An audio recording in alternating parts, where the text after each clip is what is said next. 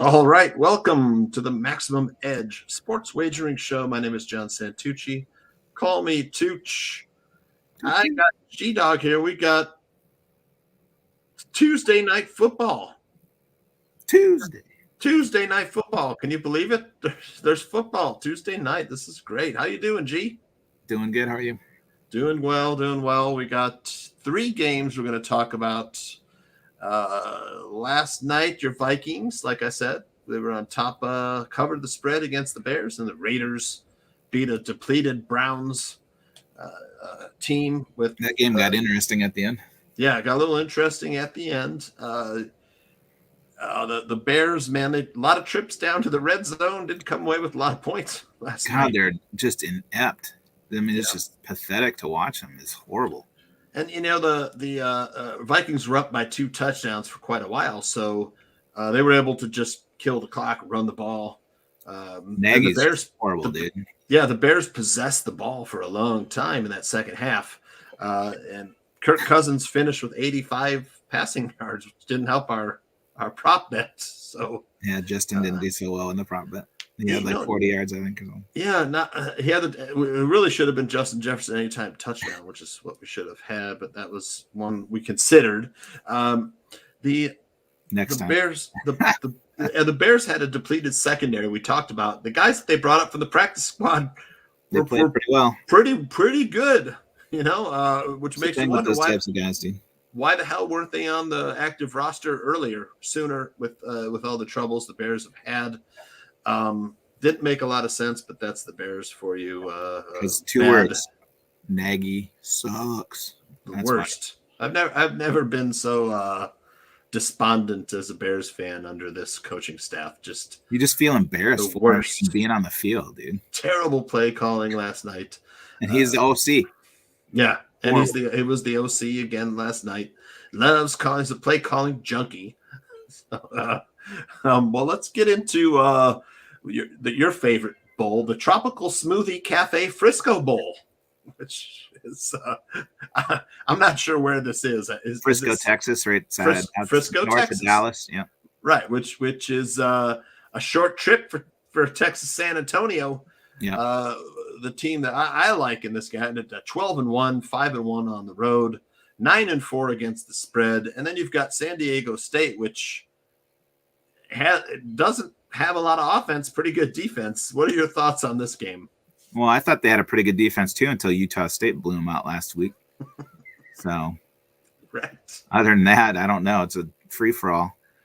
Right. Trying to figure out what they want to do. I mean, again, like we talk about motivation for these bowl games. It's like, San Diego State blew their title game. So Utah or UTSA won theirs and they're riding momentum. So I would definitely, I think UTSA can put up points.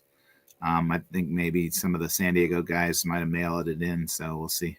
But I think UTSA plus 2.5 is a play for this one. I do too. We'll talk about the total in a second. UTSA offense, number 27 overall. They're pretty well balanced. Defense ranked 47th.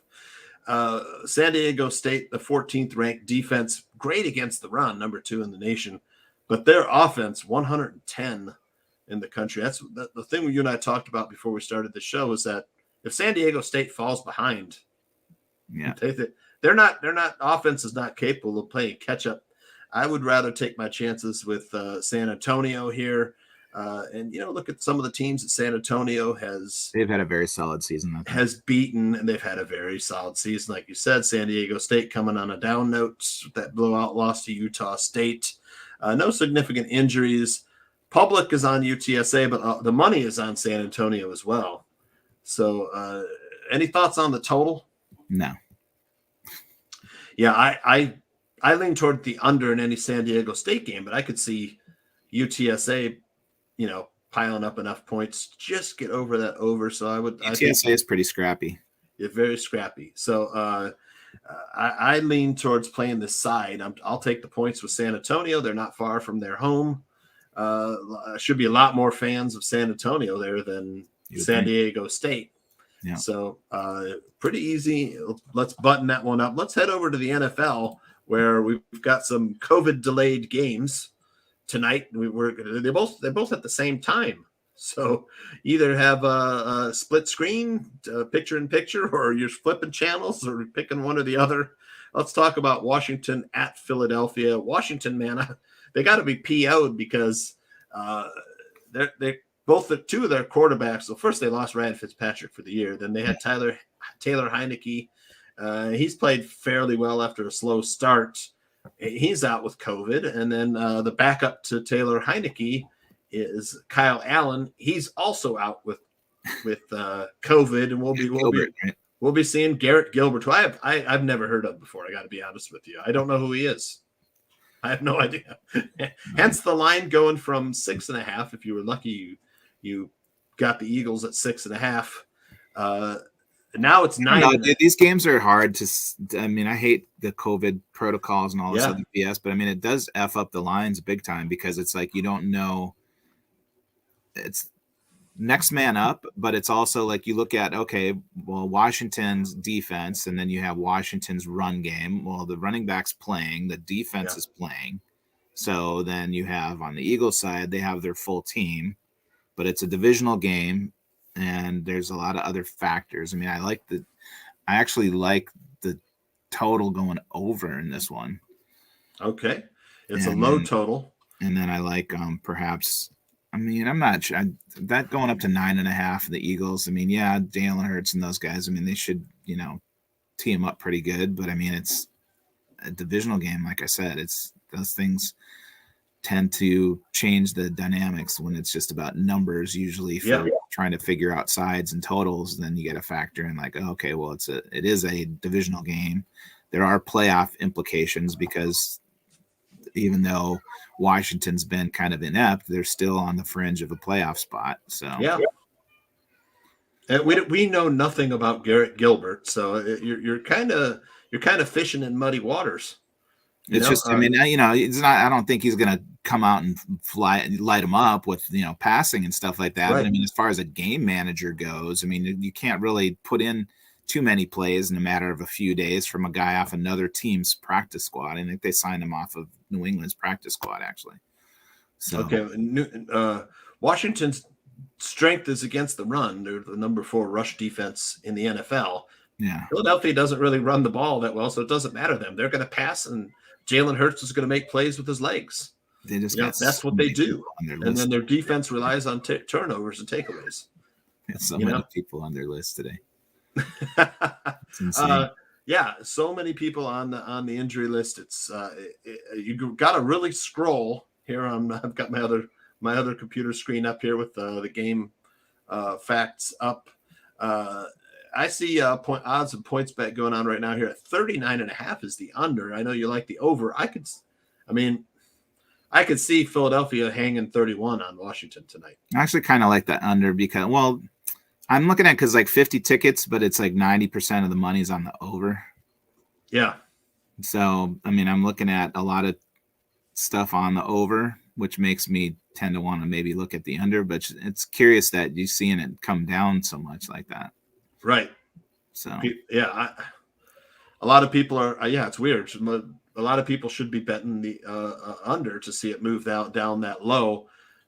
I just, the football team's got J.D. McKissick, who's their third down back, out of the backfield, which would have been a nice, he's out too. Compliment for the young rookie to dump the pass off. I don't know. Antonio Gibson has been, hurt on and off all season. I don't know if he's playing. Let me take a look. Looks like Gibson will be playing tonight. Looks like, you got to really scroll here. Curtis Samuel was out, another guy that liked to run, sweeps and screen passes with. He's out. I don't know how they're going to generate a lot of offense. They've got a good defense. They get back Chase Young tonight. I think he's back tonight. Yeah, it's a mess. I'm leaning. For the side, would you lay that many points with the Eagles? I don't feel comfortable doing that. I don't either, but it's either that or nothing for me, or stay away. And then for me, it looks there's no value left in either the total or the line. for this game. Yeah. To be honest, I would lean under, but it's already bet down, and I just don't see. I could see Washington scoring 9 points in this game and done with it. 7 to 10 points, and then you're leaving Philadelphia against a fairly good Washington defense with a good coaching staff to hold Philadelphia to 28. One touchdown a quarter, which I think they're more than capable of doing. So for me, it's a stay away. Yeah. Let's move on to the other game tonight. We got an interesting matchup. The Seahawks and Rams. Seattle's at 5-8. I imagine if Seattle loses this game, they're eliminated from playoff competition. They could rattle off 4 straight wins and be 9-8 and possibly an outside chance at the playoffs. The Rams at 9-4 are, sitting comfortably in a playoff spot, battling for the division with a slumping Arizona Cardinals team. Yeah, they've been bad lately. This line is 7 now. I think 7.5. I like Seattle. I like Seattle at 7.5. I would lean Rams at 7, but I mean, it wouldn't surprise me if Seattle keeps this game within a field goal. Would not surprise me at all. Pete Carroll pulls stuff out of his hat all the time. Yeah, and one thing I don't know if Tyler Lockett is playing tonight. I know he's on the injured list. Says out indefinitely with illness. He's been out since last Thursday. If he's out, I mean, it's tough because then you've got DK Metcalf. He'll be matched up with Jalen Ramsey all night. Matt Stafford has shown he played pretty well last week against the Cardinals. In his whole career, though. Yeah, I'm loath to lay that many points with Matt Stafford again, but last week he covered against the Cardinals. So, where are you leaning total and side? Seahawks, Rams. Leaning Seahawks. Divisional game, tough game. Yep. I also like the under in this game. I do too. Defense has been good even though the Seahawks pass defense, hasn't been that great. They've also only given up about 20 points average per game. And then you look at the Rams defense also has given up a little more than 20 points per game, even though they scored, 95 points in their last 3 games. I just think when you come down to a divisional game too, it's things are different, man. It's just, the circumstances are different and the familiarity is different, and it just makes a difference. And I think that'll should be a more tougher battle, I think, for the defenses to get it done. Yeah, I lean under as well. I just I think it'll be a ball control type tonight, especially with some of the offensive skill position players out.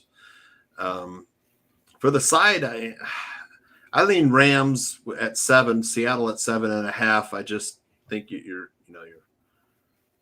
I think the Seattle could keep it close. I just for me, it's a stay away. I'm not betting either of these games straight or other. I think there's other games tonight better to bet. What do you say we give away a free play? Sounds good, man. All right, let's give away a free play.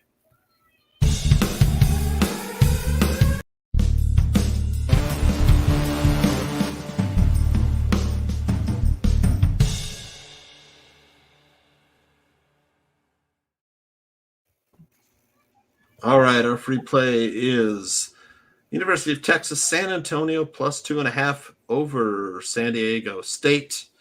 Before we sign off, we got one comment in the chat room. Seattle will stay close first half. So would you play Seattle plus the points first half?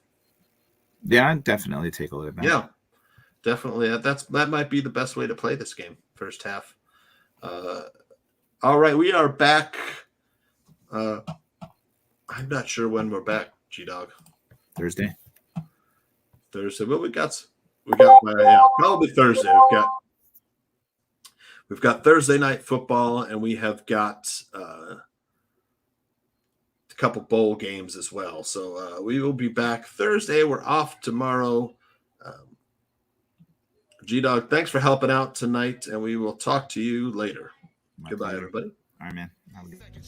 And I'm the team captain. He's the preview, and I'm the main attraction. Unstoppable, unconquerable, on top of the world, accomplishing the impossible.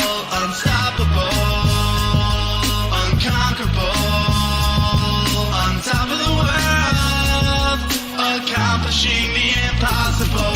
Invincible hustle, mighty desire to conspire, to transpire, to